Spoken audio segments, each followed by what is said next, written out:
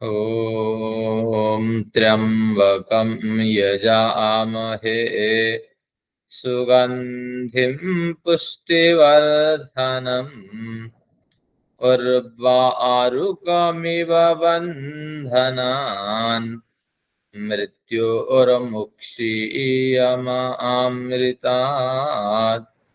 ॐ शान्तिः शान्तिः शान्तिः। उस सर्वात्म शक्ति परम पिता को नमन। आप सभी लोगों को अभिवादन। गीता की द्वितीय अध्याय पर हमारी कक्षा चल रही है। अब द्वितीय अध्याय के जो अंतिम पर्याय है उसमें स्थित प्रज्ञ की चर्चा चल रही है। स्थित प्रज्ञा के संबंधित 4 प्रश्न थे। क्रमशः 3 प्रश्नों का उत्तर हमें मिल चुके हैं। स्थिताधि की परिभाषा ये हो गई। स्थिताधि कैसी वाणी बोलती है? ना भय, उद्वेग और राग से रहित वाणी बोलती है। और स्थिताधि कैसे अवसर समय का उपयोग करता है कि इंद्रियों की जो कमजोरी है, जिस ओर इंद्रियां भागना चाहती हैं, तो उन सब को वो नोट करता है और उस पे अधिकार जमाने की कोशिश करता है। इस तरह ये चर्चा चलती हुई 60 श्लोक तक आ गई थी। पिछले में हमने शुरू यहीं से किया था, लेकिन एक पन्ना बीच में आगे पीछे हो गया था, आप सभी ने संकेत नहीं किया, जिसके कारण से आज इसको कवर करते हैं। बाकी विषय तो वही है, लेकिन गंभीर चर्चा ना करते हुए हल्की चर्चा करते हुए और चलेंगे। देखते हैं आज ये अध्याय पूरा हो जाए, जहां तक हो जाए ईश्वर की इच्छा। तो 61 से हम चलते हैं। 60 का विषय एक बार देख लेते हैं। 60 का जो विषय है वो 59 पे टिका हुआ है। 59 में कहा था कि जो स्थित प्रज्ञ पुरुष जब अवसर समय का उपयोग करता है, वह इंद्रियों की जो कमजोरी है उसको नोट करता है और उन कमजोरियों को दूर करने की कोशिश करता है। इंद्रियां क्या चाहती हैं, इंद्रियां कैसे व्यथित करती है, क्योंकि सारा संसार तो इंद्रियों को उद्वेलित करती है, यानी जगाती है। ये सामान ले आओ, ये सामान ले आओ, ये पदार्थ ले आओ, ये पुराना हो गया, इसको बेच दो, इसको मत बेचो क्योंकि ये मेरे बेटे का है, ये मेरे मायके से आया हुआ है। कुछ हम खोना छोड़ना नहीं चाहते और कबाड़ा भरते रहते हैं। तो इस तरह इन इंद्रियों पे हमें अधिकार जमाना है।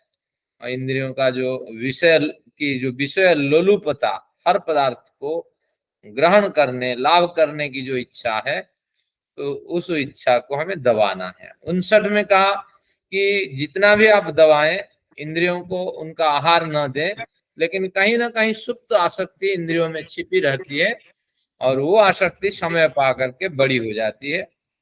60 श्लोक में कहा कि यततो ह्यापि कौन्तेय पुरुषस्य विपश्चितः, विद्वान पुरुष जो यत्न करता है आत्म कल्याण के लिए, तो ऐसे पुरुष के जो पुरुष की जो इंद्रियां हैं वो प्रमाथिनी, इंद्रियों का नाम ही प्रमथन करने वाला है, यानी आपको मथ डालने वाली है, आपको परेशानी पैदा करने आपके सामने परेशानी पैदा करने वाली है। ये इंद्रियों की परिभाषा कर दी। तो इसलिए ये बलात् मन को हर लेती हैं। विद्वान पुरुष के जो इंद्रियां हैं ये बलात् ही विद्वान पुरुष के मन को हर लेने वाली होती है, क्योंकि इंद्रियाणी प्रमाथिनी। ये इंद्रिय की परिभाषा इसके नीचे अंडरलाइन कर सकती है। इंद्रियां क्या है ना, प्रमाथिनी, हमेशा ही प्रमथन करने वाली होती है, यानी आपको डगमगा देने वाली होती है। उनका स्वभाव ही प्रमथन करने है, यानी आपको मरोड़ डालना है, विविध विषयों की ओर खींच करके आपको ले जाना है। जैसे बचपन में आप देखते होंगे, जब हमारे पास थोड़े बहुत पैसे होते थे, इंजीनियर साहब अनुमान करेंगे, तो हम क्या करते थे बचपन में, ये खर्च खरीद लें, वो खरीद लें, वो खरीद लें। जब तक पैसे खत्म नहीं होते थे तब तक हम बड़े व्यग्र रहते थे अब पैसे खत्म हो गए तो बड़ा आराम है। तो बस वही स्थिति धीरे धीरे जब पैसे भी बढ़ते हैं तो वही स्थिति होती है, ये प्रॉपर्टी खरीद लें, ये गाड़ी खरीद लें, हाँ इसको बदल दें। तो इस तरह ये इंद्रियां हमें विविध ओर खींचती हैं। आगे 61 में हमने पढ़ा था, तानि सर्वाणि संयम्य युक्त आसीत मत्परः। इसलिए जो प्रमथन स्वभाव वाली इंद्रियां हैं इनका संयम करो, यानी वो जो चाहती हैं वो ना दो। क्या करो ना, शास्त्रों के सिद्धांतों को गाइडलाइन के रूप में रखो। शास्त्र जैसा चाहता है, हमें न्यूनतम साधन के साथ जीना है। अधिक हो गया है तो हमें एक पीढ़ी के लिए उसका संचित करके बाकी जो अगर उससे भी अधिक दिखाई पड़ता है तो उसको समाज कल्याण के लिए हमें बांट देना है। 10 पीढ़ी के लिए बटोर के नहीं रखना है। और जो एक पीढ़ी के लिए भी रखते हैं वो पर्याप्त रईस का साधन न रखें, न्यूनतम साधन रखें जैसे हम गुजारा करते हैं। तो इस तरह एक भावना लेके चले। तो तानि सर्वाणि संयम्य युक्त आसीत मत्परः। तो मत्परः यानी कृष्ण की शरणागति में तुम चले जाओ, ये बात नहीं है, बल्कि ईश्वर की शरणागति में तुम चले जाओ। इन सभी इंद्रियों का संयम कर। फिर कहा बसे ही यस्य इंद्रियाणि तस्य प्रज्ञा प्रतिष्ठिता। जिसकी इंद्रियां बस में है निश्चित रूप से उसकी बुद्धि व्यवस्थित है। नहीं तो इंद्रियां तो बुद्धि को हर लेती है ना। आगे कहेगी, ये बात कही जाएगी कैसे इंद्रियां इंद्रियां जिस पे हावी हो जाएगी तो उसको डगमगा देने वाली है। अगर खाने में हावी हो जाए तो आपका शरीर इतना फूल करके मोटा हो जाता है। देखिए अगर इंद्रियां और कोई भी विषय, जैसे क्या है, सिनेमा बासी हो जाएगी। मैंने पिछली कक्षा में कहा था फ्राइडे सिनेमा में हावी हो जाए इंद्रियां तो ऐसा कोई फ्राइडे नहीं रहेगा जब आप सिनेमा हॉल में नहीं मिलेंगे। तो इस तरह कई तरह की ये वृत्तियां हैं। ये तो छोटा छोटा उदाहरण देता हूँ। सारी परेशानियां जो हम लोग उत्पन्न करते हैं 60% हमारी गलतियों के कारण हमें परेशानियां दुख मिलती है ना। तो इसलिए इंद्रियां इसमें प्रमुख रोल निभाती हैं। तो जिसकी इंद्रियां बस में है नियंत्रित, शास्त्रीय मर्यादा में अगर आप नियंत्रित कर लिए होते हैं उसकी बुद्धि व्यवस्थित है। पिछली कक्षा में बड़ी चर्चा हुई थी शरणागति की, और फिर इसकी भी चर्चा हुई थी कैसे इंद्रियां विद्वान पुरुष के मन को हर लेती है। माता बेटी और क्या है, दुहिता बहन, युवती बहन माता बेटी के पास नहीं बैठनी है। तो इस तरह काफी चर्चा हुई थी, कुछ स्मरण हो तो उसका लाभ लें। अब देखते हैं 62 पे चलते हैं। इसमें 61 के बाद 62 एक बढ़िया विषय है। यहाँ 8 तरह के, यहाँ बल्कि 62 में लिख दीजिए कि 8 तरह की क्या है, दिग्भ्रमित बिंदु। जो 8 तरह के दिग्भ्रमित कारक या बिंदु हमें दिशाओं में भ्रमित कराने वाली ये 8 तरह की स्थितियां होती हैं, बिंदु होती हैं जो हमें दिशाओं में भ्रमित करा देती हैं। विविध दिशाओं में जो हम चाहते हैं उस दिशा में न जाकर के विपरीत दिशा में ले जाने वाले ये कारक होते हैं। तो ये बड़ी रोचक, ये बड़ा प्रसिद्ध श्लोक है। ये दोनों आगे जो 2 पंक्तियां आएगी 62-63, ये इंपॉर्टेंट, इसमें लिख करके देखते हैं। हर एक श्लोक में 4-4 इसमें बिंदु रहेंगे जो हमें भ्रमित करने वाले होंगे। देखिए क्या कहता है, ध्यायतो विषयान् पुंसः संगस्ते सुपजायते। ध्यायतो विषयान् पुंसः संगस्ते सुपजायते। संगात् संजायते कामः कामात् क्रोधोऽभिजायते। संगात् संजायते कामः कामात् क्रोधोऽभिजायते। क्रोधात् भवति सम्मोहः सम्मोहात् स्मृतिविभ्रमः। क्रोधात् भवति सम्मोहः सम्मोहात् स्मृतिविभ्रमः। स्मृतिभ्रंशात् बुद्धिनाशो बुद्धिनाशात् प्रणश्यति। स्मृतिभ्रंशात् बुद्धिनाशो बुद्धिनाशात् प्रणश्यति। देखिए इसको हमारे जीवन में हम उतारते हैं, ये 8 कारक कैसे हमें प्रभावित करते हैं। ध्यायतो विषयान पुंसः, निरंतर हम विषय का चिंतन करते हैं। विषय जिसे हम भोगना चाहते हैं उसे विषय कहते हैं। हर इंद्रिय का एक विषय होता है, इसको भी स्मरण करते हैं। नेत्र का विषय रूप, बढ़िया रूप होना चाहिए हमारे सामने, पिक्चर बढ़िया क्वालिटी की होनी चाहिए, नहीं तो टीवी में बदलाव करना। तो इसीलिए हमेशा हमें अच्छा देखने की, हमेशा हमें अच्छा देखने की आदत है, ये एक विषय है। अब नेत्र, श्रोत्र, कान में अच्छा शब्द, बढ़िया म्यूजिक सुनना है। ये क्या गाते हैं, ये बाथरूम के म्यूजिक, बढ़िया स्पीकर होना चाहिए, बढ़िया संगीत होना चाहिए, लेटेस्ट म्यूजिक होनी चाहिए। ये सब हमारे लिए, कान के लिए क्या है, विषय है। अब नासिका का क्या विषय है, बढ़िया स्मेल होनी चाहिए। तो कई बार हमारे बच्चे कहते हैं हम तो जाएंगे शॉपिंग मॉल, जाएंगे हम चेक करके लाएंगे क्या परफ्यूम लाना है, आप कुछ ले आते हैं उससे काम थोड़ी चलता है। हमें जाना है, जिसको परफ्यूम यूज करना है उसको सुन करके लाना। तो तात्पर्य ये हुआ, ये नासिका का विषय गंध है। अब जिह्वा का विषय है खाना है। भैया जिंदगी में करना क्या है, खाना तो ही है। तो इसलिए बढ़िया क्यों ना खाया जाए, जब है ईश्वर ने दे रखा है तो हमेशा बढ़िया खाया जाए, पकवान बना के खाया जाए, तरह तरह के भोजन बनाया जाए। तो ये रूखा सूखा क्यों खाना है। अगर कहीं बीमारी हो जाए कोई बात नहीं, खा लेंगे, गोली भी खा लेंगे, क्या फर्क पड़ता है, लेकिन खाना तो है। तो चाहे मर जाए, उपवास नहीं करना है। तो हमारे तो यहाँ एक कार्यकर्ता है, कहीं कार्य करते हैं, तो कहते हैं भैया सब कहो लेकिन उपवास की बात मत कहो। जब उपवास की बात सुनता हूँ एक पांव खून मेरा सूख जाता है, बात सुन करके। उपवास करूं तो मर ही जाऊं।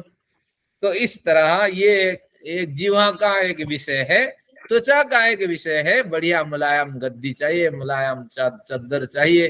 हाँ, भले ही ठंड लगे लेकिन हमें एसी चाहिए, एसी के बिना जिंदगी थोड़ी जिया जाता है।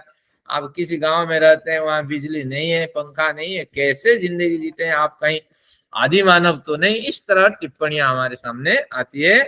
तो ये हमारे विषय है।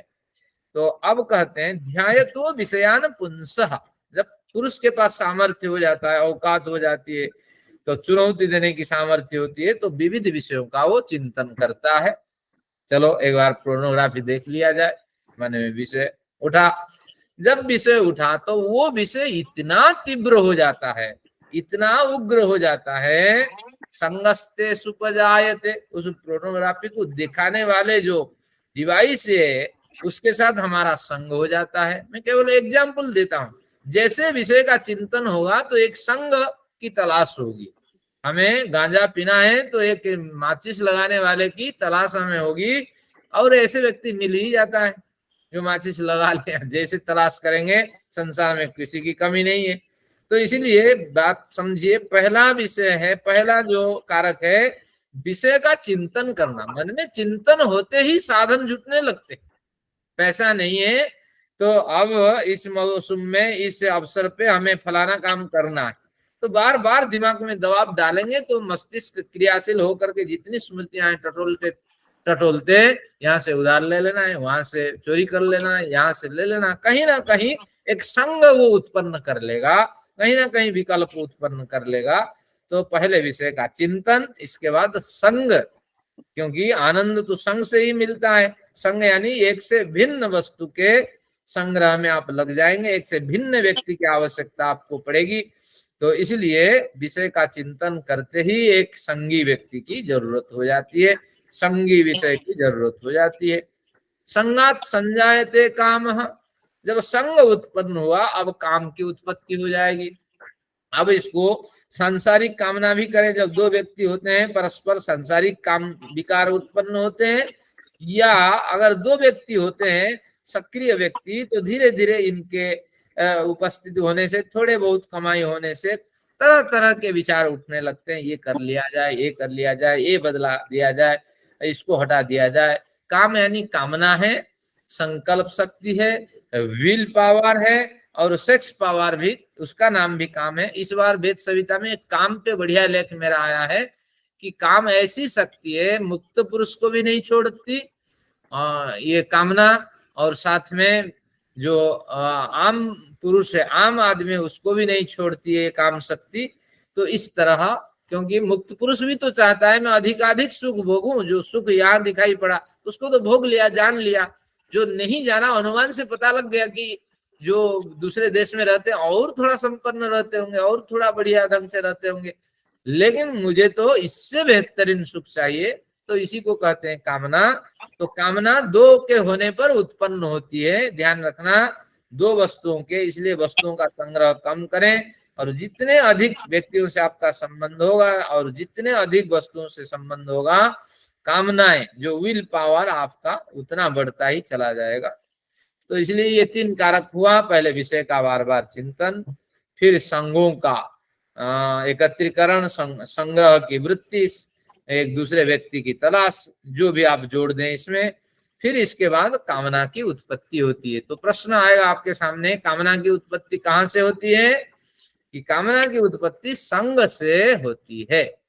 अकेला होता है तो व्यक्ति नहीं होता, लेकिन जब टीवी रूपी संग उसको दिखाई पड़ता है, तरह तरह के पिक्चर आते हैं, तो वो बाबा विश्वामित्र फिर शादी करने के लिए तैयार हो जाता है। तो उसी तरह आप समझ लेना चाहिए, जैसा जितना संग्रह होगा और जितना संबंध लोगों से बनेगा, उतनी काम वासनाएं भी भड़केंगे और विषय भी उतने अधिक भड़केंगे। अब फिर संगात संजायते काम, कामात क्रोधो भी जायते। जैसे काम वासना बढ़ेगी या काम की वृत्ति बढ़ेगी, क्रोध बढ़ेगा, क्योंकि हर कामना सफल नहीं होने वाली है। अगर काम की वासना करें, अगर उसमें आसक्त व्यक्ति है, तो तरह तरह के वो गोली लेने लगेगा और अधिक सक्सेस की ओर उसकी इच्छाएं उसमें बढ़ती जाएगी। या अगर उसको कामना, विलिंग पावर लें, तो उससे ये काम, कोई भी एक काम करने के बाद फिर सोचता इस काम तो कर लिया, और अधिक इससे भी ऊपर जाना चाहिए, और अधिक दुकान बढ़िया होना चाहिए, और अधिक मकान बढ़िया होना चाहिए, है गाड़ी ये खटा रहा है, और क्या है, ये सामान हटाना चाहिए। अगर सभी कामनाएं हमारी पूरी हो जाए तो बढ़िया, लेकिन होगी नहीं। जहां जहां कामना पूरी नहीं होगी, उस कामना में रुकावट डालने को देखते ही, डालने वाले व्यक्ति को देखते ही क्रोध होने लगेगा। वही पत्थर है, जैसे मैं जब विद्यार्थी था तो जाता था प्रोफेसर के घर रिसर्च करने, तो उस समय क्या होता था, मैंने देखा एक बार प्रोफेसर तोड़ रहा है, अपनी छोटी सी बाईसाइकिल थी उसके बच्चे की, उसको तोड़ रहा है, जोर जोर से उसको हथौड़ा मार रहा है, और तोड़ करके आधा तोड़ चुका है।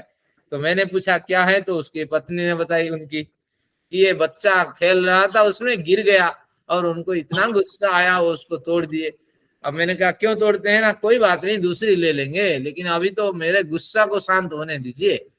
तो इससे समझ लीजिए कामात क्रोधो विजायते। अब बच्चे को तो डांट नहीं सकता वो व्यक्ति, पत्नी को भी डांट नहीं सकता, क्योंकि विवाद हो जाएगा। तो ऐसी स्थिति में अपना गुस्सा उस बाईसाइकिल को तोड़ के वो व्यक्ति निकाल रहा है। कुछ उदाहरण मैंने दे दिया, तो समझ जाना चाहिए जहां काम है वहां क्रोध तो होगा ही होगा। तो इसलिए विषय का चिंतन, पदार्थों का संग्रह या दूसरे व्यक्ति की तलाश, और उससे उत्पन्न होने पर काम वासना का की वृद्धि या कामना विलिंग पावर की वृद्धि, और उससे फिर असफलता की स्थिति में क्रोध की उत्पत्ति। जब क्रोध उत्पन्न होगा, क्रोधाद भवति सम्मोह, एक सम्मोह की स्थिति उत्पन्न हो जाती है। अगले में देखिए 63 पे, क्रोधाद भवति सम्मोह। तो सम्मोह का मतलब है, मोह का मतलब है मेरे से, मेरे पास जो है वो मेरे से नहीं खोना है, मेरा बेटा कभी मृत्यु को प्राप्त नहीं कर सकता, ये मेरा है, बेटे के साथ मेरा मोह है, तो मेरे परिवार में दुख न आए। तो इस तरह एक जहां हम रहते हैं वहां मोह होता है। चींटी से बोलिए तू मर जा, अरे खाने को तुझे कुछ नहीं मिलती है, तू क्यों रेंगती रहती है दिन भर? चींटी कहेगी अरे तुझे क्या पता, मैं जो आनंद अनुभव करता हूँ, मेरे मरने के की बात मत करो, तुम्हारे मरने या जीने की बात तुम सोचो। तो तात्पर्य ये चींटी भी नहीं चाहती कि मैं मरूं, ये शरीर मेरे से छूटे, क्योंकि शरीर के साथ मोह है। मोह का मतलब है मूर्छित अवस्था, ऐसी अवस्था कि हम अपने में विकास करना नहीं चाहते, जो है जैसा है बस चलने दीजिए। कभी भी गूंगा नहीं चाहता कि मेरा परिवर्तन हो, और कभी भी वो बधिर भी नहीं चाहता कि मेरा शरीर शांत हो जाए। तो इस तरह आप समझना, शरीर के साथ बड़ा मोह होता है, परिवार के साथ मोह होता है, बच्चों के साथ मोह होता है। तो इस तरह क्रोधात भवति सम्मोह, सम्मोह की स्थिति उत्पन्न होती है। सममोह यानी बड़ी मूर्छित अवस्था, यहाँ उस मोह से अभिप्राय नहीं है।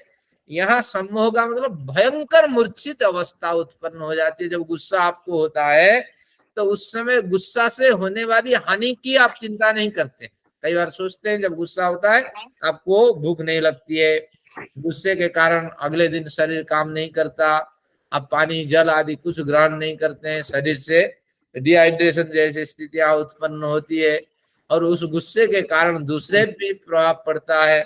ये कुछ भी हम नहीं सोचते हैं, जो होगा देखा जाएगा। मुझे गुस्सा है तो मुझे क्रोध है, तो इसका मतलब है आज क्रोध को मनाया जाए।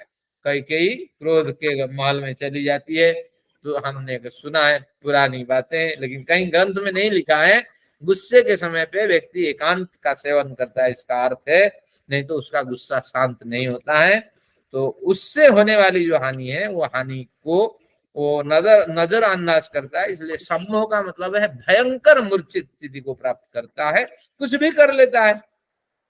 तो सम्मोह स्मृति विभ्रम, जब सम्मोह की स्थिति बढ़ जाती है, स्मृति विभ्रम, अब उसका जो मस्तिष्क है वो स्मृति रहित हो जाती है। इस व्यक्ति ने मेरे लिए बहुत कुछ किया, इस माँ ने मेरे लिए बहुत कुछ किया, इस पिता ने मेरे लिए बहुत कुछ किया, भैया ने मेरे लिए बहुत कुछ किया। तो ये सब कुछ स्मृति बिल्कुल उसकी नष्ट हो जाती है, बिल्कुल मारने मरने के लिए उतारू हो जाता है।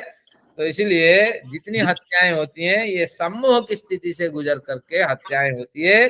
छोटी सी बात पे अब हत्या हो जाती है।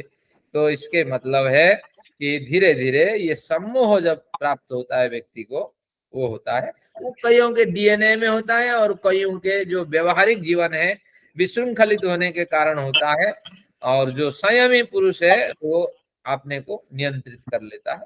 स्मृति भ्रंशाद बुद्धिनाश, जब धीरे धीरे स्मृति नष्ट हो जाती है, यानी इस व्यक्ति से मेरा कुछ लगाव है या ये राहगीर है, इससे क्या लड़ूं, जो आपके रोड रेज होता है, भैया इससे क्या लड़ूं, आपने मार्ग निकाल के जाऊं। लेकिन ऐसा नहीं, वो बोल दिया मैं छोड़ दूंगा इसको, मेरे पास दो मित्र है तो मैं और लड़ जाऊंगा उसके साथ, फिर वो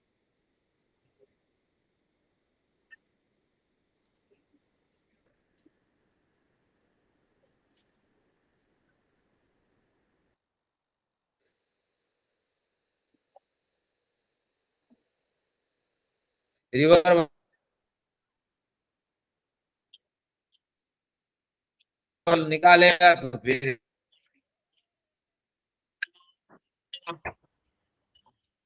और देखा जाएगा।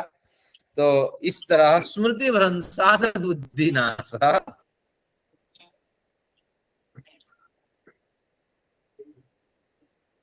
कर ली, उस पे इतना कर्ज था, उन्होंने सोचा अगर मैं जिंदा रहूं मेरे बच्चों को परेशानी होगी, मैं मर जाऊं तो बस कर्जा से माफी मिल जाएगी। तो इस तरह कुछ विचार करके लोग मर जाते हैं। तो इसके पीछे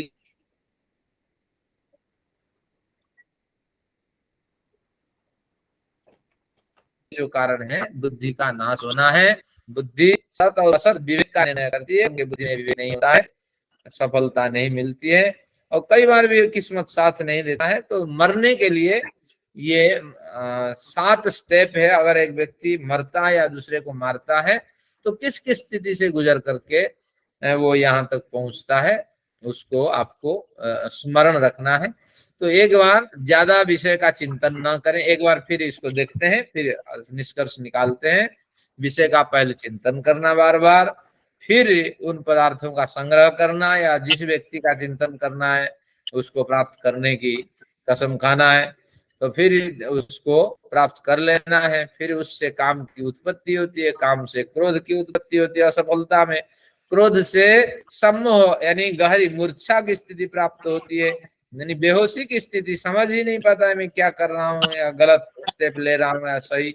सम्मोह से फिर स्मृति विभ्रम, स्मृति से सारी बातें हट जाती है, मेरे मरने के बाद परिवार में क्या होगा, उस व्यक्ति से मेरा क्या रिश्ता है, क्या नाता है, दूर का व्यक्ति है हम छोड़ते नहीं है, निकटता निकट का व्यक्ति है तो हमारे लिए उसका भी अवदान है, ये सब विस्मरण हो जाता है।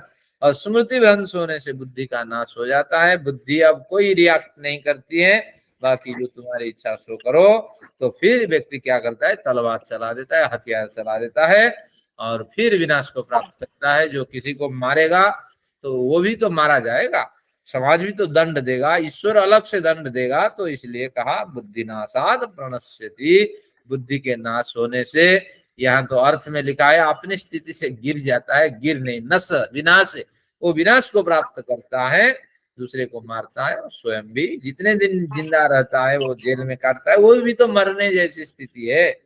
तो इसलिए ये अब हमें क्या क्या करना चाहिए, विषयों का ज्यादा चिंतन नहीं करना चाहिए, जैसा जिंदगी चल रही है जैसी उसको चलने दीजिए, संग्रह की वृत्ति भी ज्यादा नहीं करनी चाहिए।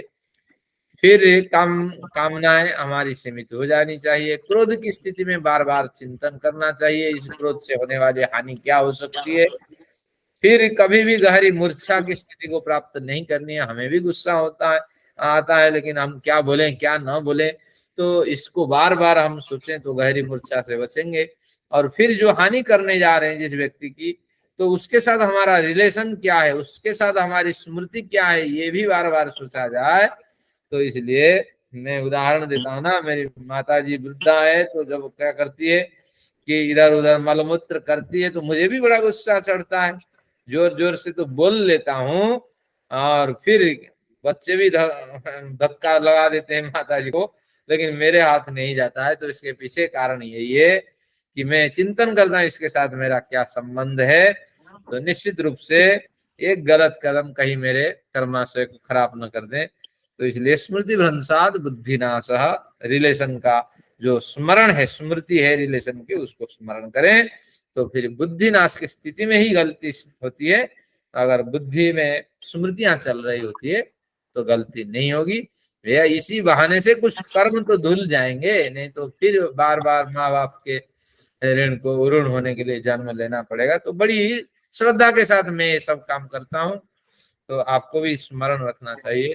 क्रोध आते ही चिंतन करना चाहिए इसका परिणाम, और इस व्यक्ति से मेरी क्या स्मृति है, क्या संबंध है। दूर का संबंध है तो छोड़ दीजिए, निकट का संबंध है तो बाधा निभाना है, वो तो कर्तव्य कर्म है। तो इस तरह कुछ विषय हमें व्यास जी ने उपदेश के माध्यम से दिए। आगे बढ़ते हैं। आगे आगे हमारा 64 है।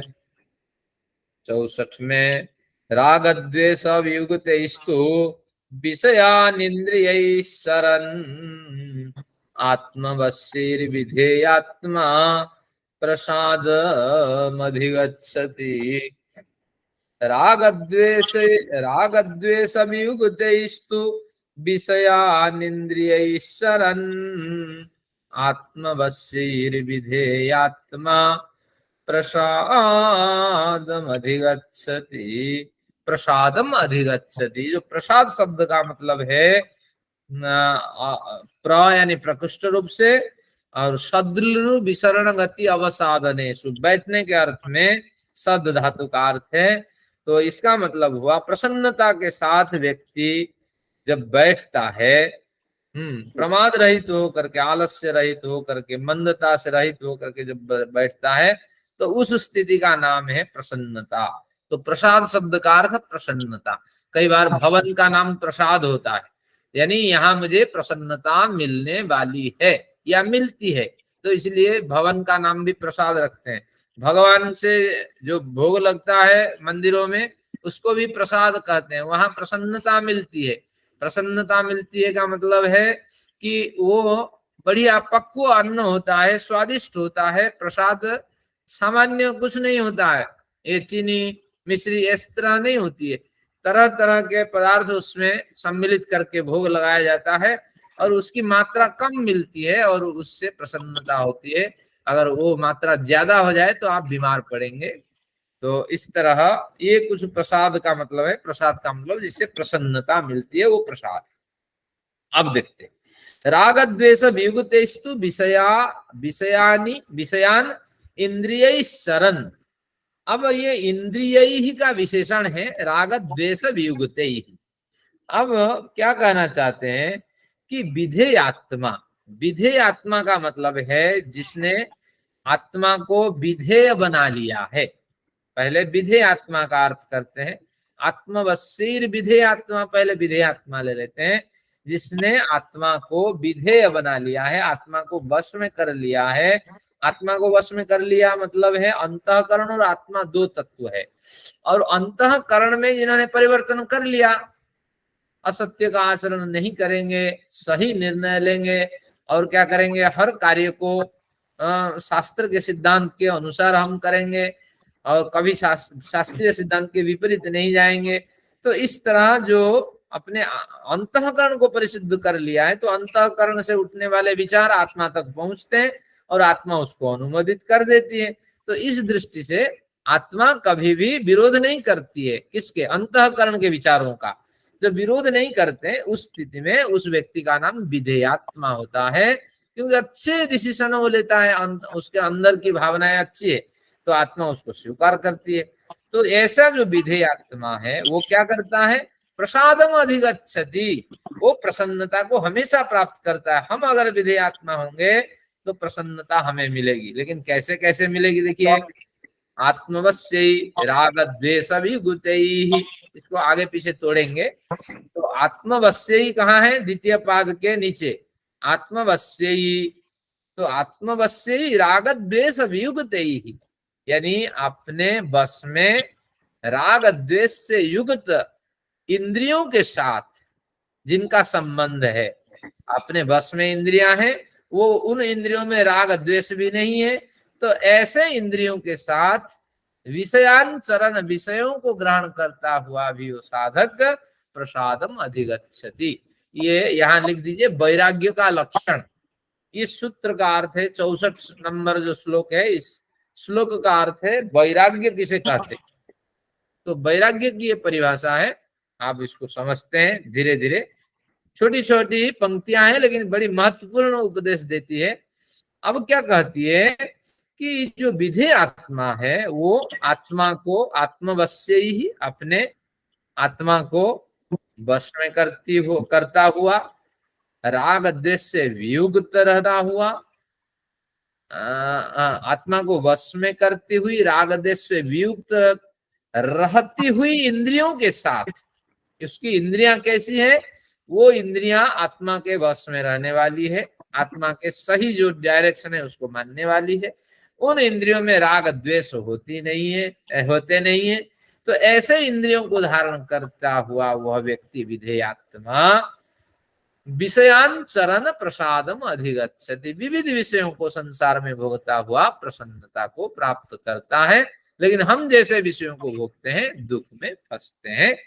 तात्पर्य ये हुआ, वैरागी पुरुष भोजन करता है, हम भी भोजन करते हैं, लेकिन वैरागी पुरुष भोजन नहीं करता, इंद्रियों के स्वाद के लिए भोजन नहीं करता, वो शरीर की सुरक्षा के लिए भोजन करता। लेकिन हम जो भोजन करते हैं, जो पदार्थ ग्रहण करते हैं, इंद्रियों की तृप्ति के लिए भोजन करते हैं, क्योंकि वैरागी पुरुष नहीं चाहता कि मुझे फलाने सामान मिल जाए, क्योंकि उन्होंने सब त्याग कर दिया, जो मिल जाए वो खाएगा, उसकी कोई इच्छा नहीं होती है। विरक्त पुरुष की कोई इच्छा नहीं होती है, जो सभी की इच्छा वही थोड़ा उसको मिल जाए। तो ऐसी स्थिति में अगर व्यक्ति रहेगा तो वो वैरागी कहलाएगा। लेकिन अगर हम इंद्रियों में अपने विचार उठाते हैं, जैसे हमारे एक पड़ोसी है, वो क्या कहते हैं, उसके बच्चे सब पढ़ लिख करके 10 बजे तक बैठे रहते हैं, अब पिताजी कब आएंगे, जब आएंगे पत्नी पूछेगी क्या सब्जी बनानी है, तब फिर वो कहेगा फलानी सब्जी बनानी है, तब फिर सब्जी बनेगी, खाएंगे 11 बजे, सोएंगे 12 बजे। ये इस तरह कुछ लोगों के विचार होते हैं। तात्पर्य, अगर इस विचार को पत्नी पे छोड़ दिया जाए तो पत्नी कितनी खुश होगी, भैया जो बना दे सो खा लिया जाए, बस बच्चे देखते रहेंगे, पत्नी हम जब पापा आएंगे बताएंगे तभी ना कुछ होगा, बस उनका खाना बनना शुरू होता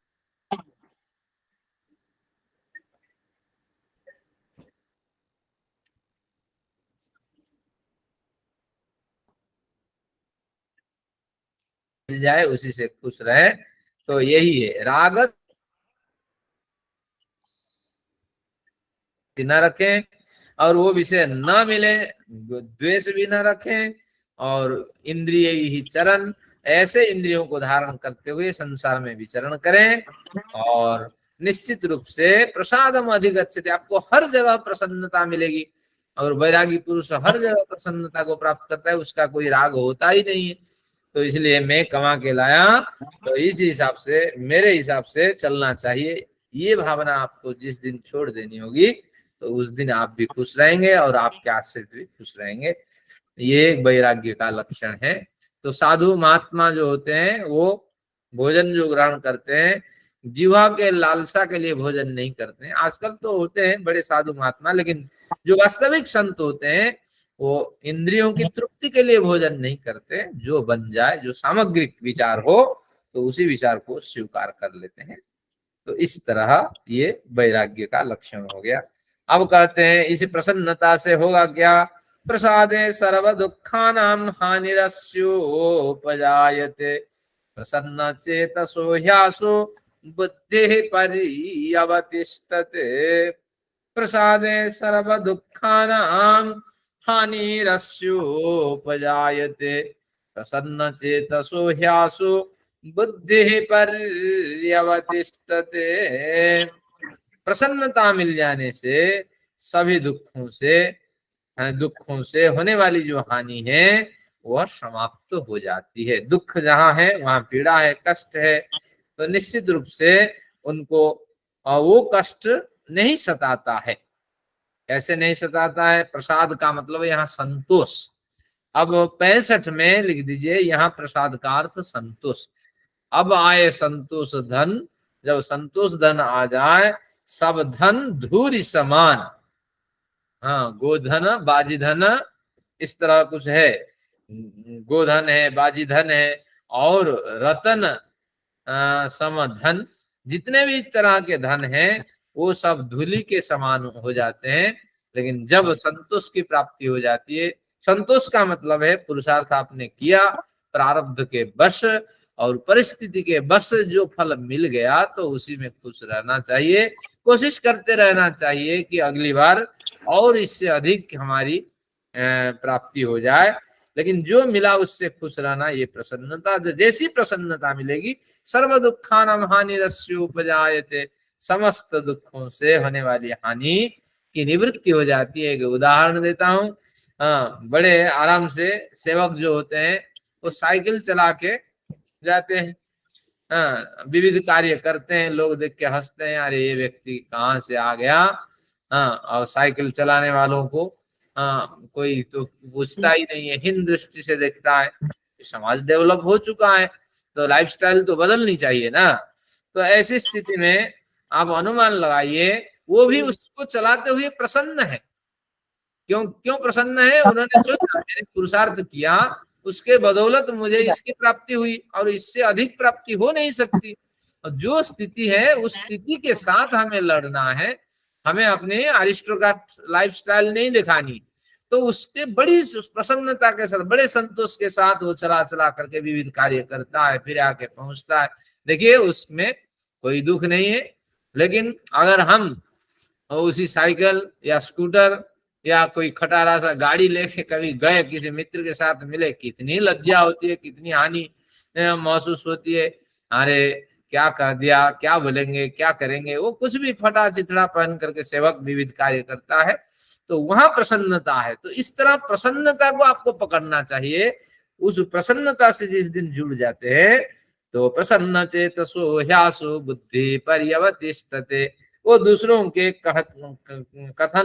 कथनी पे वो दुखी नहीं होता, इसलिए उसकी बुद्धि व्यवस्थित होती है। जब वो इधर उधर उसकी मति नहीं डोलती है, तो एक निर्दिष्ट विषय पे वो ध्यान को लगाता है। तो उसी तरह जब वो तो सेवक की बात मैंने कही, जब विद्वान व्यक्ति प्रसन्नता को प्राप्त करता है पुरुषार्थ के बावजूद, जितना मिले तो उसमें अगर खुश रहता है, तो उसकी बाहरी वृत्तियां नष्ट हो जाती है, और जो चित्त है एकाग्रता को प्राप्त करता है, और वो ईश्वर पे ध्यान लगाता है, अपना कार्य बड़े आराम से करता है, और जीवन को बढ़िया व्यवस्थित ढंग से जीता है। देखिए सभी लोग तो करोड़पति नहीं होते हैं, अरबपति नहीं होते, लेकिन जो कम पैसे वाले वो भी बड़ी प्रसन्नता के साथ जीते हैं। एक कहावत है कि लगाओ, हाँ, एक बढ़िया कहावत है, याद आ रही है कि ठंड का मौसम है, एक लेबर काम करके आया, पूछा अपने घर में कि आपने लगा दिया पत्नी से, ब्याज में लगा दिया? तो पत्नी ने कहा हाँ ब्याज में लगा दिया। एक बड़ा विद्वान बैठ के सुन रहा था छिप करके कि इनकी जीवन शैली कैसी है। विद्वान भी तो विविध तरह के का परीक्षण करके विद्वान बनता है। तो परीक्षण के लिए उसके घर में बैठा था, तो लेबर आया मेहनत करके, पत्नी को पैसा पकड़ा दिया और बोला ब्याज में लगा दिया? पत्नी ने बोला हाँ लगा दिया। अब फिर कहा कि अरे कुछ कर्जा उतार दिया? तो पत्नी ने कहा हाँ उतार दिया कर्जा ना। फिर 1000 का 1000 दीपक जलाइए। अब जो लेबर श्रेणी का क्या कहेंगे इसको, मेहनत करने वाला जो व्यक्ति है, वो जब भोजन करेगा तो 1000 दीपक लगाइए और तब जाके राजा के समान में भोजन करूंगा। तीनों बातों पे ध्यान दीजिए।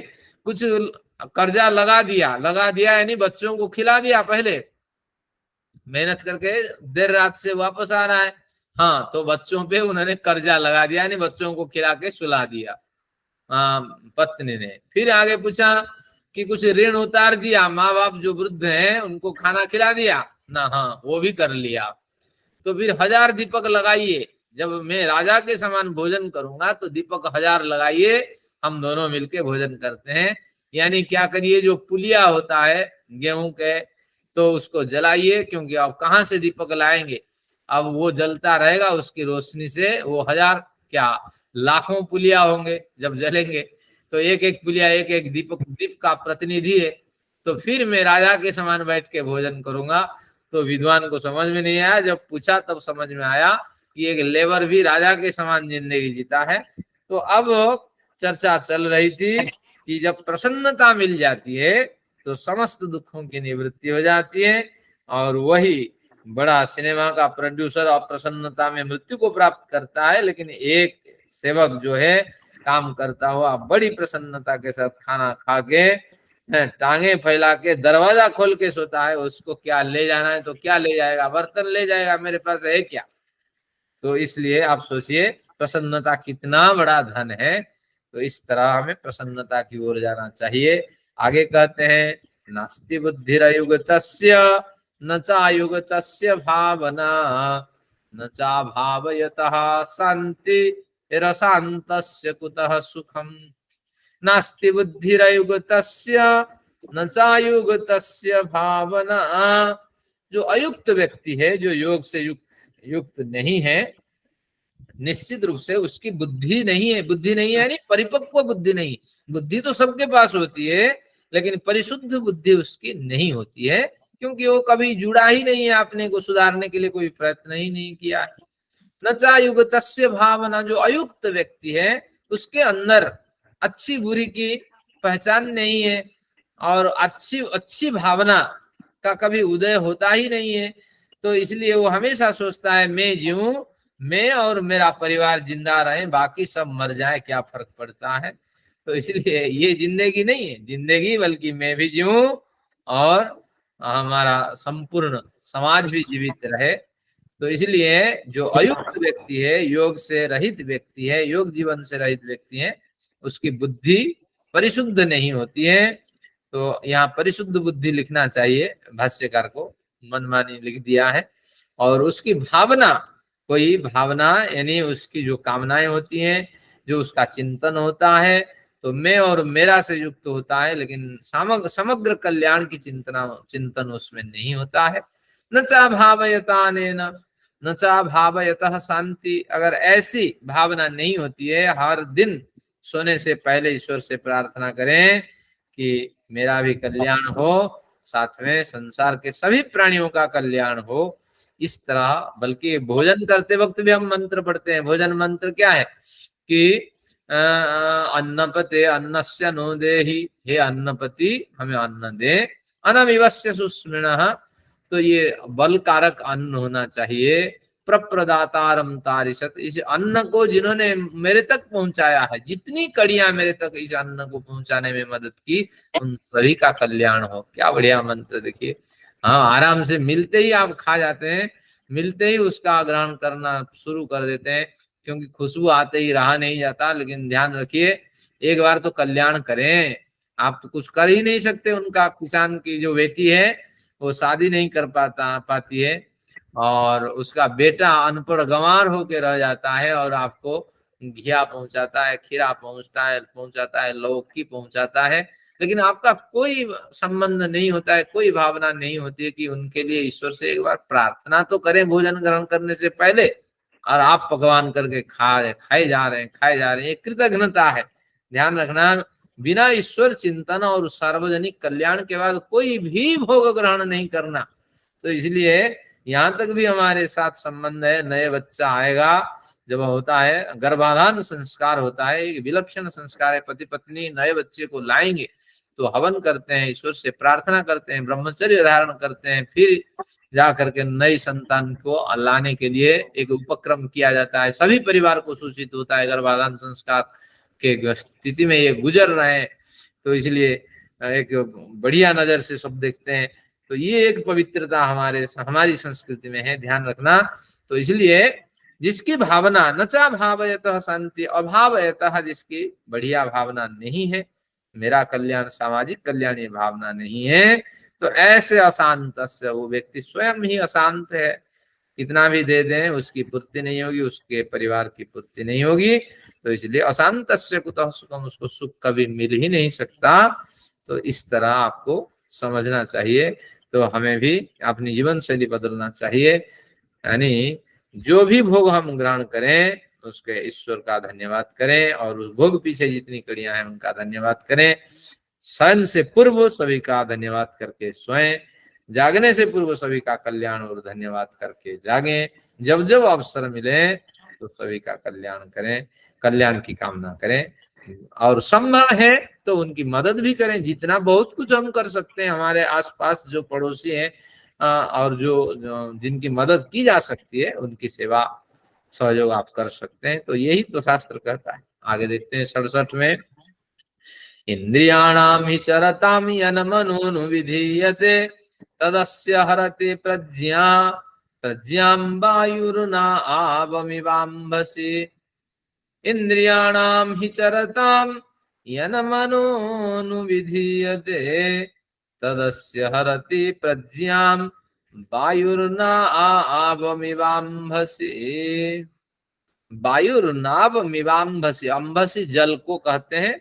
तो जल में वायु के द्वारा वायु नाव यानी नौका को जिस तरह हरण करके ले जाती है, हवा के झोंक जिस तरह नाव को हरण करके ले जाती है, एक जगह से दूसरी जगह तक पहुंचा देती है। यानी आप अगर उस स्थिति से नहीं परिचित है तो मैं परिचित करा देता हूँ। मैं तो उस प्रांत का हूँ जहाँ नाव और समुद्र का संबंध है, नदियों का संबंध है। हमें पता लगाना होता है कि अब हवा किस दिशा से चल रही है। हमें कोई एक जगह से दूसरी जगह जाना है, तो अब हम क्या करते हैं कि नदी के अंदर नाव उतार देते हैं। अभी तो सड़कें हैं, लेकिन मैंने देखा सड़कें उस समय व्यवस्थित नहीं थी, लेकिन मैंने भी यात्रा की है, उसमें बड़ा कन्नात लगा देते हैं नाव में, और अनुकूल दिशा में जिस ओर हम जाना चाहते हैं उस ओर अगर हवा चल रही होती है तो बस वो कन्नात लगा करके नाव में आप बैठ जाइए आराम से। केवल उसका मतलब हैंडल जैसे होता है उसको कहते हैं मंग, तो उस मंग को पकड़ करके हम बैठते हैं और सही दिशा में वो आराम से नाव चलती हुई चली जाती है। और फिर आपने जहां उतरना है वहां उतरते कार्य करते हैं, फिर प्रतीक्षा करते हैं हवा जब विपरीत दिशा में न हो, अनुकूल दिशा में हो, तो फिर हम छलांग मारते हैं। तो उसी तरह ये एक बढ़िया अनुभव है। समुद्र में भी उस तरह भांपते हैं, और कब कब हवा बदलते हैं, क्या करते हैं, वो सब जानते हैं जो धीवर लोग हैं और जो पुराने लोग हैं। आजकल मेरा भी इतना अनुभव नहीं है हवा कब बदलती है। और कुछ ऐसा भी होता है कि समुद्र में ज्वार भी आते हैं, हवा भी कोई हवा आप बड़े कनात न लगाइए। जब ज्वार होते हैं तो पानी समुद्र से उठ करके ऊपर की ओर आते हैं, तो उस समय भी नाव से आप आराम से नीचे से आना है, बस ज्वार की प्रतीक्षा करिए। अब जब पानी ऊपर आ रहा होता है उस ज्वार के कारण बस नाव को छोड़ दीजिए, वो नाव आराम से बड़े आराम से ऊपर की ओर चला आता है। बस एक आपको उसका जो होता है व्यवस्थित करने के लिए नाव को पलड़ा, तो उसको लगा करके, उसको क्या कहें, पतवार, तो उसको धारण करके आपको बैठना है। तो इस तरह ये प्राचीन काल की यातायात की विधि में बता रहा हूँ। तो वही व्यास जी कहते हैं, व्यास का भी अनुभव होगा। तो वायु नाव एवं से हवा जिस तरह नाव में बंधे कनात के द्वारा नाव को एक जगह से दूसरे जगह पहुंचा देती है, तो इंद्रियाणाम ही चरताम यन मनोनुविधीयते, इन चरताम इंद्रियाणाम, इंद्रियों के विचरण की स्थिति में, तो मन जन्म अनुविधीयते, जिस इंद्रिय के पीछे मन लग जाता है, मन जिस इंद्रिय में सवार हो जाता है, तो उस इंद्रिय को वो क्या करता है, अपने गंतव्य स्थल तक पहुंचा देता है। यानी इंद्रियां अगर विषय को भोगेंगी तो उसके पीछे मन को भी कारण मानना पड़ेगा। मन जिस इंद्रिय के पीछे लगेगा वही इंद्रिय काम करेगा। मैं उंगली दिखाना चाहता हूं, इसका मतलब है मेरा मन इस हाथ रूपी जो अवयव है उस पे अभी सवार है। मैं आपको देख रहा हूं, लेकिन 100% अगर काम करता है तो इस उंगली को मन हिलाता है, आपको देखना गौण है। तो इस तरह मन जिस इंद्रिय पे सवार होगा वही इंद्रिय सुख को भोगेगा, उसी इंद्रिय के द्वारा कार्य होगा।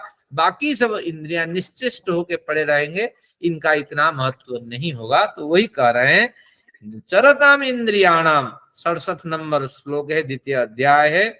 चरताम इंद्रियाणाम, विविध विषयों में और चक्कर लगाने वाली ये इंद्रियां, संसार के जो आंधी दौड़ है, तो उस दौड़ से उधर उधर लक्ष्य विहीन हो करके भागने वाली इंद्रियां तो होती हैं, लेकिन मन जिस इंद्रिय पे सवार हो जाता है, तो वही इंद्रिया विषय भोग को बटोरती है, आग्रहण करती है, संग्रह करती है।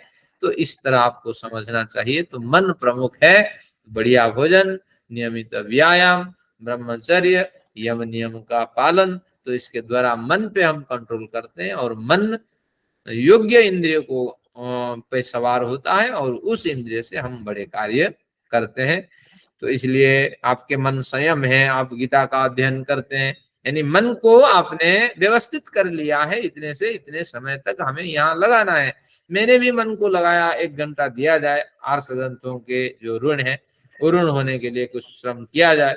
तो इस तरह मन के कारण इंद्रियां भले ही विषय में भागे, लेकिन इंद्रियां मन के कारण ही एक इंद्रियों का संबंध होता है विषयों के संग्रह में और भोग में। इस तरह इसको समझना है। 68 नंबर श्लोक पढ़ते हैं। तस्माद् यस्य महाबाहो निगृहीतानि सर्वशः इंद्रियाणीन्द्रियार्थेभ्य तस्य प्रज्ञा प्रतिष्ठिता। तस्माद्यस्य महाबाहो निगृहीतानि सर्वशः इंद्रियाणीन्द्रियार्थेभ्य तस्य प्रज्ञा प्रतिष्ठिता। इसको गद्य लाइन में मैं तोड़ देता हूं। हे महाबाहो, हे विशाल भुजाओं वाले, कौन है? महाबाहो अर्जुन को संबोधन कर रहे हैं कृष्ण, और व्यास जी दोनों को कैरेक्टर के रूप में प्रस्तुत कर रहे हैं। इस तरह महाबाहु के 2 अर्थ हुए कि हे अर्जुन, या व्यास का अपना विचार है कि तस्मात् यस्य इंद्रियाणि इंद्रियार्थेभ्य सर्वशः निगृहीतानि। तस्मात् यस्य इंद्रियाणि, इंद्रियाणि नीचे से लिया, तस्मात् यस्य इंद्रियाणि इंद्रियार्थेभ्यः सर्वशः निगृहीतानि, इसलिए जिसकी इंद्रियां इंद्रियों के विषयों से सर्वथा निगृहित है, निगृहित है आयत्ताधीन है, निग्रहण कर लिया गया है, उनके विषयों को नष्ट कर दिया गया है, उनको विषयों से हटा लिया गया है, और नहीं है गृहित विषय जिनके, तो ऐसे जो इंद्रियां हैं तो तस्य प्रज्ञा प्रतिष्ठिता, उस पुरुष की प्रज्ञा बुद्धि प्रतिष्ठित है, परिशुद्ध है और यथार्थ विषय पे लगने वाली है, शीघ्र उस बुद्धि से एकाग्रता हमें मिलने वाली है। तो ये पंक्ति आगे भी हमने पढ़ी थी, कहाँ पढ़ी थी देखिए, नास्ति बुद्धि अयुगतस्य बुद्धि 65 में भी पढ़ा था, प्रसन्न चेतसो ह्यासु बुद्धि पर्यवतिष्ठते, प्रसन्न चेता का के चेता की बुद्धि व्यवस्थित होती है। तो वही बात बार बार वो रिपीट कर रहे हैं, तस्य प्रज्ञा प्रतिष्ठिता, उस व्यक्ति की प्रज्ञा प्रतिष्ठित हो गई है, परिशुद्ध हो गई है, यथार्थ दिशा की ओर चलने के लिए अभी तैयार है। जिस व्यक्ति की इंद्रियां विषयों से रहित हो गई है, न्यूनतम विषय को तो भोग करेगी, विषय रहित तो कभी इंद्रियां होगी नहीं। तो इसलिए न्यूनतम विषय भी, मर्यादित विषय भोग भी विषय का निग्रहण हम मानते हैं। तो इस तरह स्थिति में उस व्यक्ति की बुद्धि पर्याप्त व्यवस्थित होती है। एक बढ़िया उदाहरण देते हैं 69 में, ये भी आ जाएगा और ये भी आ जाएगा, 70 भी पढ़ लेंगे ना, देखते हैं एक ही पढ़ते हैं, 70 को छोड़ते हैं। 69 में, या निशा सर्वभूतानां तस्यां जागर्ति संयमी, यस्यां जागर्ति भूतानि सा निशा पश्यतो मुनेः। या निशा सर्वभूतानां तस्यां जागर्ति संयमी, यस्यां जागृति भूतानि सा निशा पश्यतो मुनेः। तो ये पंक्ति जो है यह महत्वपूर्ण पंक्ति है, इसको रट करके रखना है, अपने को गाइडलाइन इससे मिलती है मेरी जीवन शैली कैसी होनी चाहिए। क्योंकि अगर मैं योग मार्ग के दीक्षित हूँ, या निशा सर्वभूतानि, एक पहले स्थूल उदाहरण फिर सूक्ष्म उदाहरण की ओर चलते हैं। जिस समय सर्वभूतानाम निशा, जो निशा जो रात्रि सभी भूतों के लिए है, रात्रि में क्या होती है, खाओ पियो टीवी देखो और सो जाओ, यही काम होता है। तो इसलिए जो सभी प्राणी जिस रात्रि में सोए रहते हैं, तो सभी के लिए, सभी प्राणियों के लिए जो निशा है, जो रात्रि का समय है, तस्याम जागरति संयमी, उस रात में संयमी पुरुष जागता है। और फिर संयमी पुरुष क्यों जागता है, अभी ये तो केवल दृष्टांत मात्र है, खोलेंगे तो यानी जिस समय सब सोए रहते हैं उस समय संयमी पुरुष जागता है, ये इसका शाब्दिक अर्थ है। जस्याम जागृति भूतानि, जब संपूर्ण भूत यानी संपूर्ण प्राणी जगत जागता है, सा निशा पश्यतो मुने, मुने है यानी उस संयमी पुरुष के लिए वह रात का समय होता है। तो इसका तो स्थूल अर्थ ये दिखाई पड़ता है, जिस समय सब सो जाते हैं उस समय जागृत जो संयमी पुरुष एक्टिव रहता है, और जिस समय सब जागते हैं दिन के समय संयमी पुरुष बड़ा सोता है। तो इसलिए दीर्घ सोत्री है, रात में भी थोड़ा सोता होगा, लुढ़कता होगा, और दिन में भी ये सोता है, ये संयमी पुरुष की परिभाषा है। इस तरह स्थूल अर्थ दिखाई पड़ता है, लेकिन ऐसा नहीं, ये केवल रूपक अलंकार है कि जिस समय सभी प्राणी सो जाते हैं, इसका मतलब है जिसे सभी प्राणी स्वीकार करते हैं, ये भोग मिलना चाहिए। क्या होना चाहिए, रोटी बढ़िया, पर्याप्त भोजन की व्यवस्था होना चाहिए, पर्याप्त कपड़े की व्यवस्था होना चाहिए, बढ़िया शानदार वस्त्र न पहने 10 आदमी न देखें तो ऐसा वस्त्र थोड़ी होता है। सज धज करके महिलाएं कैसे तैयार होती हैं, बड़ा समय लगाती हैं, तो समझ लेना चाहिए। तो रोटी भी चाहिए, कपड़े भी चाहिए, मकान भी बढ़िया होना चाहिए। अरे मार्बल नहीं लगा, ये क्या घर बनाए, ये ऐसे कैसा घर, कितना खर्चा आ जाएगा, अल्लाह पेन लाओ कलम लाओ, मैं हिसाब करता हूँ कितना खर्चा आ जाएगा, तुम बड़े कंजूस हो। तो ये टिप्पणी हमें सुनने को मिलता है। तो रोटी कपड़ा मकान यही तो कम से कम बढ़िया होनी चाहिए। तो इस तरह भावना से जब सभी प्राणी डूबे रहते हैं, तस्याम जागृति संयमी, वही रोटी कपड़ा के साथ न्यूनतम साधना के साथ संयमी जीता है। ऐसा नहीं कि संयमी रात में नहीं सोता, सब सोते हैं, वो भी सोता है, वो लक्षण नहीं है। जो जीवन शैली सभी प्राणी अपनाते हैं, संयमी उस जीवन शैली को नहीं अपनाता, न्यूनतम साधन के साथ उसका गुजारा हो जाए, बाकी कुछ स्वयं का आत्मकल्याण के लिए कुछ साधन मिल जाए वही पर्याप्त है। तो निश्चित रूप से जो बड़े संत हुए हैं, देखिए बुद्ध घर छोड़ के भागा, वो संपूर्ण प्राणी जैसे जीवन जीते हैं ऐसे नहीं जिया, वो भी राजा बन सकता था और राज्य अधिकार कर सकता था, और जैन जैन भी एक बड़े राजसिक परिवार से, जैन महावीर जैन का संबंध था। तो निश्चित रूप से जो बड़े संत हुए हैं उन्होंने त्याग भी किए हैं, उनमें से बहुत से संत। तो इसलिए आपको ध्यान रखना होगा, संयमी का ये भी एक लेवल है। कोई वैराग्य से संत बनता है और कोई संपन्नता से वैराग्य प्राप्त करके संत बनता है। कोई गरीबी से भी संत बन जाता है, कोई वैराग्य प्राप्त करके भी संत बनता है संपन्नता से।